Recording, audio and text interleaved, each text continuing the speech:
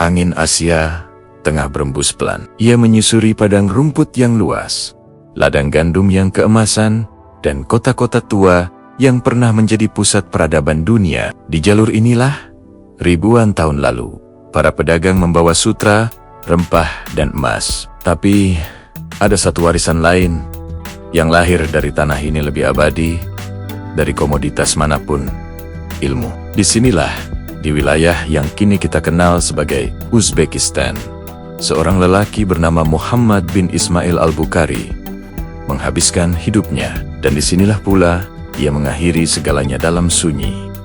Bukhara pada abad ke-9 bukanlah kota kecil biasa. Ia adalah jantung intelektual dunia Islam. Masjid-masjidnya selalu ramai, majelis ilmunya dipadati para penuntut ilmu, dan perdebatan sengit tentang hadis berlangsung hingga larut malam. Di kota seperti inilah nama Imam Bukhari tumbuh, meninggi, lalu mulai mengusik. Ia bukan ulama biasa. Sejak usia muda, ia sudah dikenal memiliki daya hafal yang nyaris tak masuk akal. Ratusan ribu hadis, lengkap dengan rantai perawinya, detail riwayatnya, ia hafal lebih teliti dari catatan administrasi negara manapun. Namun, keistimewaannya bukan sekadar hafalan. Ia sangat keras pada kebenaran dan sangat lembut pada adab. Setiap kali hendak memasukkan satu saja hadis ke dalam kitab monumentalnya, ia akan mandi, berwudu, dan salat 2 rakaat. Kitab Syahih Al-Bukhari bukanlah sekadar buku. Ia adalah hasil dari disiplin spiritual yang luar biasa. Dan justru karena standar tinggi itulah, ia mulai membuat banyak pihak merasa tidak nyaman. Masalah pun muncul ketika ilmu mulai bersentuhan dengan kekuasaan. Penguasa Bukhara dan Samarkand saat itu menginginkan Imam Bukhari untuk mengajar secara khusus di istana. Mereka meminta agar ilmu menjadi akses yang eksklusif, sebuah simbol legitimasi untuk sang penguasa. Imam Bukhari menolak. Kalimatnya sederhana, namun sangat politis. Ilmu itu didatangi, bukan mendatangi. Penolakan itu bukan sekadar soal etika keilmuan, itu adalah sebuah perlawanan sunyi terhadap feodalisme pengetahuan. Dan sejak saat itu, suasana berubah. Pujian yang dulu menggema, kini berganti menjadi bisik-bisik. Kekaguman yang dulu melimpah, kini berganti menjadi kecurigaan. Fitnah pun mulai beredar tentang pandangan akidahnya, tentang ucapan yang sengaja dipelintir, tentang metodologi hadisnya yang dianggap menyimpang. Tuduhan-tuduhan itu tidak muncul begitu saja. Ia lahir dari campuran pahit antara kecemburuan intelektual dan kepentingan politik yang busuk. Sejarah seringkali mencatat, banyak ulama besar tidak tumbang oleh argumen, tetapi oleh suasana yang diciptakan untuk menjatuhkan mereka. Akhirnya, Imam Bukhari memilih untuk pergi, tanpa perlawanan fisik, tanpa pernyataan publik yang membela diri, tanpa pembelaan yang panjang lebar. Ia menuju Khartam, sebuah desa kecil yang tenang di pinggiran Samarkand. Desa dengan rame-rama sederhana, ladang terbuka yang luas, dan ritme hidup yang jauh dari intrik busuk perkotaan. Disinilah lanskap Uzbekistan seolah menampakkan wajah aslinya. Para perempuan desa menenun kain atlas dan adras kain tradisional Asia Tengah yang indah dengan kesabaran yang nyaris seperti sebuah meditasi. Gerakan tangan mereka pelan, terukur, tidak tergesa-gesa, tidak riuh. Budaya ini sangat tua, lahir dari pertemuan antara ajaran Islam, tradisi Persia, dan budaya lokal Turki. Di sini, keindahan tidak dipamerkan, melainkan dijaga dengan penuh hormat. Wajah-wajah perempuan Uzbekistan memancarkan kecantikan yang tidak meminta perhatian, tenang, bersih, dan berjarak, seperti budaya ilmunya. Di desa kecil itu, Imam Bukhari menjalani hari-hari terakhirnya. Ia tidak lagi mengajar di aula yang besar, tidak lagi memimpin majelis akbar yang dihadiri ribuan orang.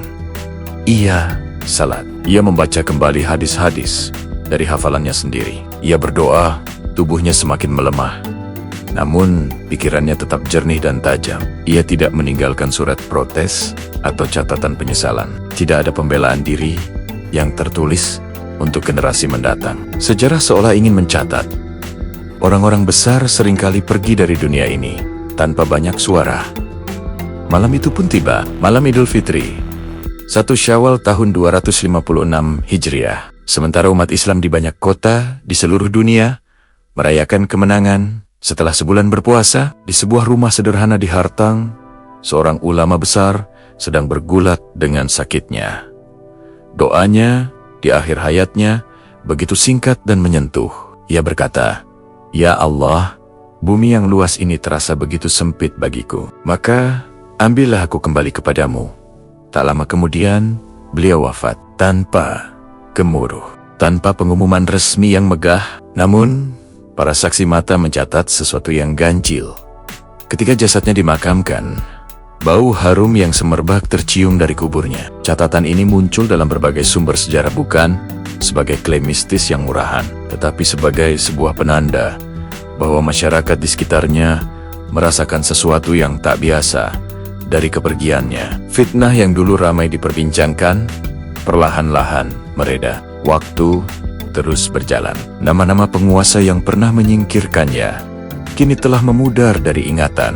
Nama-nama para penuduhnya kini hanya tenggelam menjadi catatan kaki dalam buku-buku sejarah. Sementara itu, satu nama justru terus menanjak menjadi standar kebenaran. Hari ini, jika seorang ulama di belahan dunia manapun menyebut hadis yang paling sahih, ia akan berkata, diriwayatkan oleh Al-Bukhari, kitabnya dibaca di Makkah, Madinah, Kiro, Baghdad, hingga ke pelosok Nusantara. Dibaca oleh jutaan orang yang bahkan tidak tahu di mana letak desa Hartang. Dan Uzbekistan, tanah sunyi, itu tetap menjaga warisannya dengan anggun. Di Samarkand dan Bukhara hari ini, perempuan-perempuan berjalan dengan pakaian tradisional mereka, di mana warna biru dan emas menyatu dengan keindahan arsitektur kota yang tua. Mereka tidak berisik, tidak tergesa-gesa, seperti sebuah hadis sahih. Tidak butuh promosi, cukup presisi. Makam Imam Bukhari kini diziarahi oleh ribuan orang setiap tahunnya. Namun, suasananya tetap tenang. Tak ada teriakan histeris, tak ada kultus yang berlebihan. Hanya ada doa dan kesadaran bahwa kebenaran seringkali lahir dari kesunyian. Imam Bukhari wafat dalam keterasingan, namun namanya hidup dalam keabadian. Dan mungkin tanah Uzbekistan mengajarkan kita satu hal yang sama, bahwa keindahan terbesar, baik itu ilmu maupun manusia, adalah yang tidak pernah memaksa untuk dilihat. Terima kasih telah menonton. Jangan lupa untuk subscribe dan bagikan video ini jika Anda merasa mendapatkan manfaat. Sampai jumpa di video berikutnya.